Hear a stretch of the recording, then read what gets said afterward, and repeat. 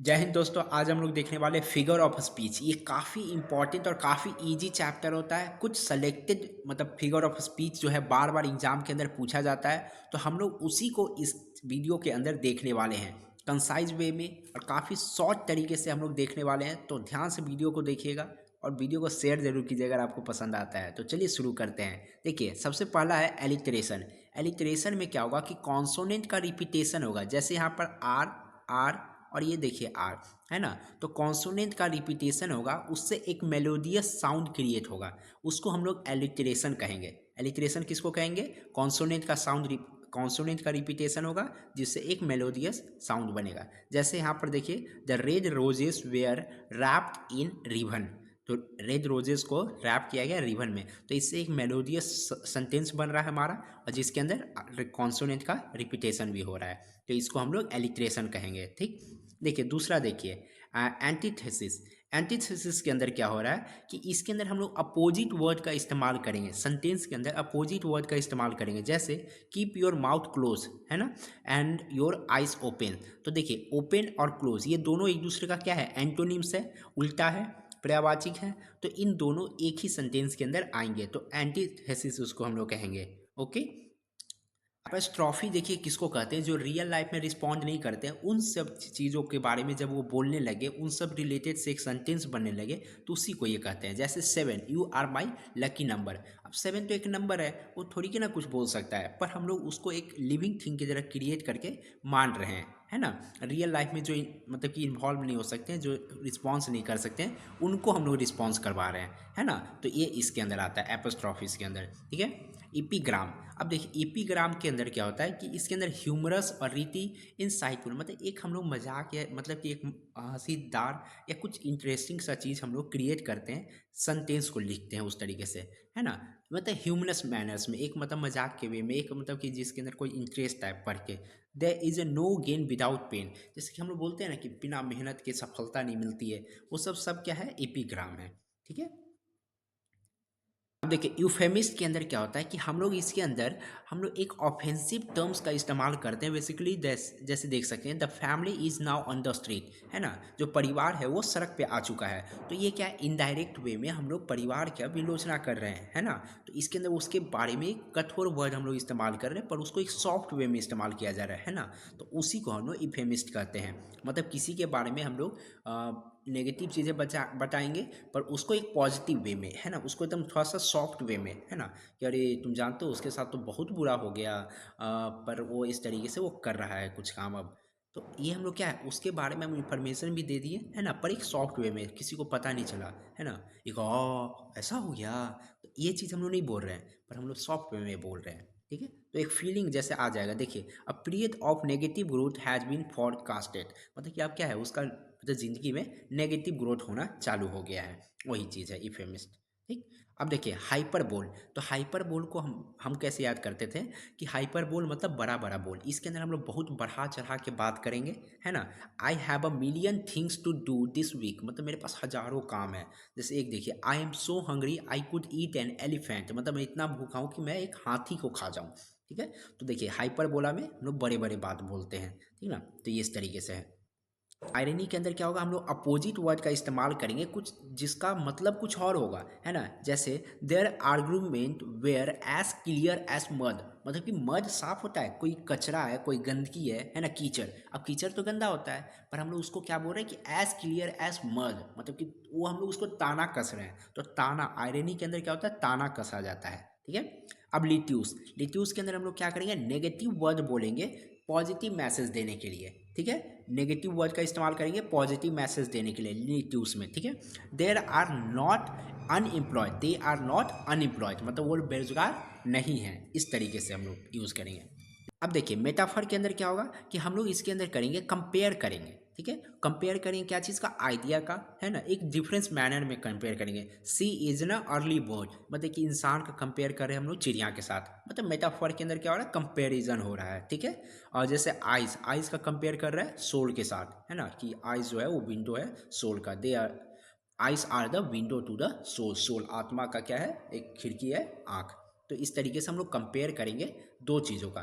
ठीक है। एक दो लिविंग थिंग्स थिंग्स का बेसिकली, ठीक है। देखिए 10 नंबर में मिटोनवा है, it's refers to the some things closely related whether then it's own name. अब देखिए कोई चीज़ मतलब कि उसका ओरिजिनल नाम इस्तेमाल ना करके हम लोग कुछ और का इस्तेमाल कर, जैसे the white house will be making an announcement.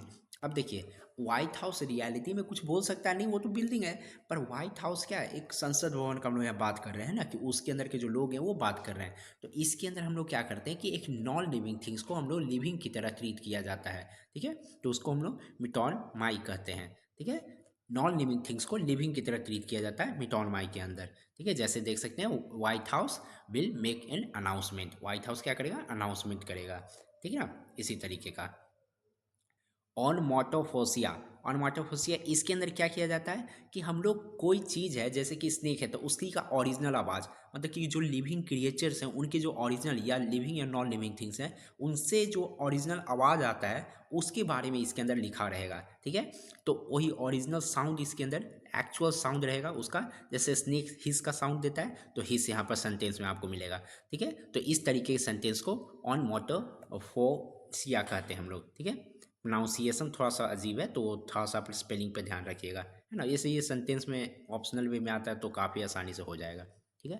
Oxymoron, oxymoron क्या है, ये रिथमिक मतलब कि क्या है, देखिए अपोजिंग्स और द कॉन्ट्राडिक्टिंग टर्म्स का इस्तेमाल किया जाएगा टुगेदर, मतलब कि दो, एक जैसे लव एंड हेट, जैसे देखिए my cousin and I have always had a love hate relationship. अब लव भी है और हेट भी है, तो इसके अंदर दो अपोजिट वर्ड्स क्या है, साथ में कॉन्ट्राडिक्टिंग टर्म्स जो है वो टुगेदर। अब एक में हम लोग देखे थे नेगेटिव दो अलग अलग जगह इस्तेमाल हो रहा था, एंटोनिम्स वाला, ठीक ना, जो हम बोले थे।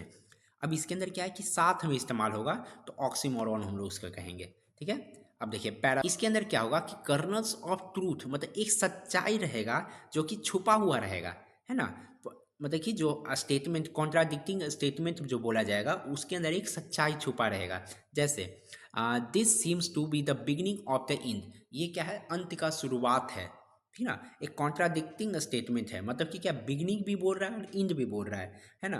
पर ये क्या बोलना चाह रहा है, कुछ और इसका मतलब एक निकल रहा है ना। तो एक सच्चाई है इसके अंदर और एक कॉन्ट्राडिक्टिंग भी है, तो सच्चाई के साथ साथ कॉन्ट्राडिक्टिंग है, ठीक है। उस तरीके के हम लोग पैराडॉक्स कहेंगे, ठीक है। जिसके अंदर सच तो कुछ बोल रहा है पर वो बहुत ही अजीब तरीके से बोल रहा है, कॉन्ट्राडिक्ट बोल रहा है, ऐसा है जिस पे विवाद हो जाए कि अरे शुरुआत है कि अंत है, क्लियर बताओ, है ना। इस तरीके से तो पैराडॉक्स हो जाएगा। पर्सोनिफिकेशन, इसके अंदर क्या होता है कि ह्यूमन ट्रेट्स जो है वो क्या डाला जाता है कि इम्बेडेड ऑब्जेक्ट्स और द एनिमल्स, कोई ऑब्जेक्ट या कोई एनिमल्स के अंदर ह्यूमन ट्रेट्स डाला जाता है, कोई ऑब्जेक्ट्स या कोई एनिमल्स के अंदर क्या डाल रहा है, ह्यूमन का ट्रेट डाला जा रहा है, कि इंसान की तरह वो कैसे कर रहा है ना। The engines roars and the cars vents of like a bullet, मतलब कि इंजन क्या है, दहाड़ता है और एकदम कार जो है बुलेट की स्पीड में आगे बढ़ता है। तो ये क्या है कि इंजन को इंसान की तरह बोल रहा है कि मतलब वो दहाड़ रहा है, एनिमल्स की तरह क्रिएट कर रहा है ना, एनिमल्स दहाड़ते हैं तो उस तरीके से। तो ये पर्सोनिफिकेशन हो जाता है जिसके अंदर नॉन लिविंग थिंग्स के अंदर या किसी भी चीज़ के अंदर हम लोग क्या करते हैं, लिविंग ह्यूमन का कैरेक्टरिस्टिक या एनिमल्स का कैरेक्टरिस्टिक उसके अंदर डालते हैं, तो पर्सोनिफिकेशन इसको हम लोग कहते हैं।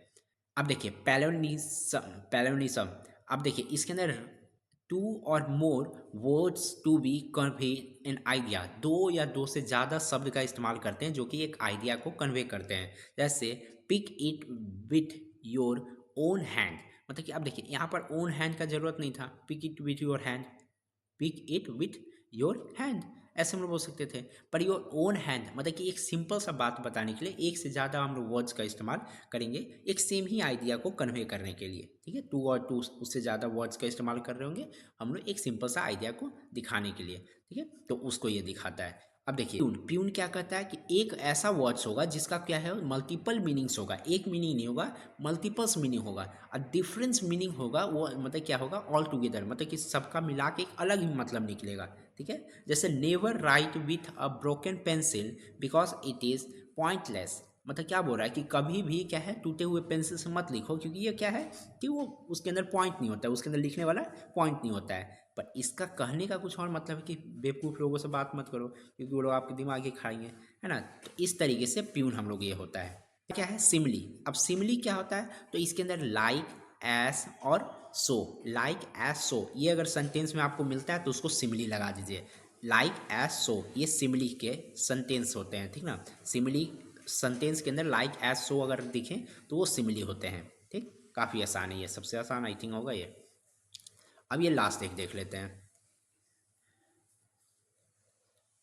अब देखिए अंडर स्टेटमेंट, ये क्या है, convey a low level of importance, मतलब कि कोई ऐसा बात जो ज़्यादा सीरियस ना हो, एकदम सिंपल सा बात हो, है ना। There is some water in Indian Ocean, मतलब कि ऐसे बताना किसी चीज़ों को जैसे जैसे कि वो उसका कोई महत्व ही नहीं है, जैसे वो कोई इंपॉर्टेंट ही नहीं है, उस तरीके को हम लोग अंडर स्टेटमेंट कहते हैं।